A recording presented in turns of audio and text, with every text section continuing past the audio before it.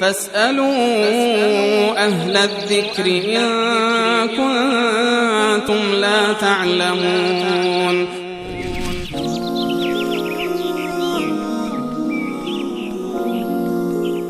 بیننده دیگری پرسیدن که ساختن مجسمه و گذاشتن در خونه حکمش چی است؟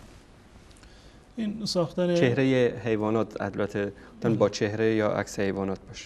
مجسمه‌ای که به صورت شکل یک انسان باشه یا حیوان ذی‌روحی باشه یا حتی تصویری که باشه، از نظر شرعی این مشکل داره و در روایاتی اومده که رسول الله صلی الله علیه و سلم فرمودند که فرشتگان در خونه‌ای که در آن مثلا سگ باشد یا این که تصویری باشد، منظور تصویر ذی‌روحی هست، فرشتگان رحمت در اونجا وارد نمی‌شوند.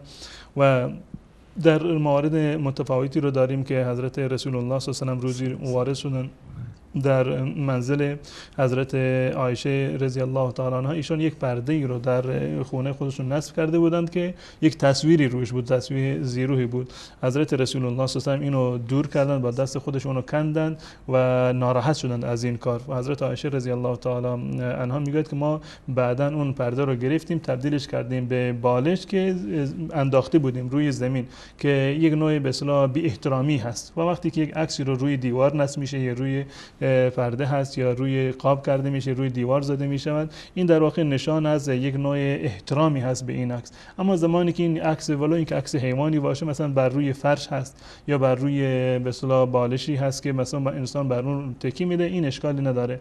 و حکم موارد دیگر که مجسمه هستند و برجسته هستند، حکمش دقیقاً هم حکم همین تصویر ذی‌روح هست و این جایز نیست.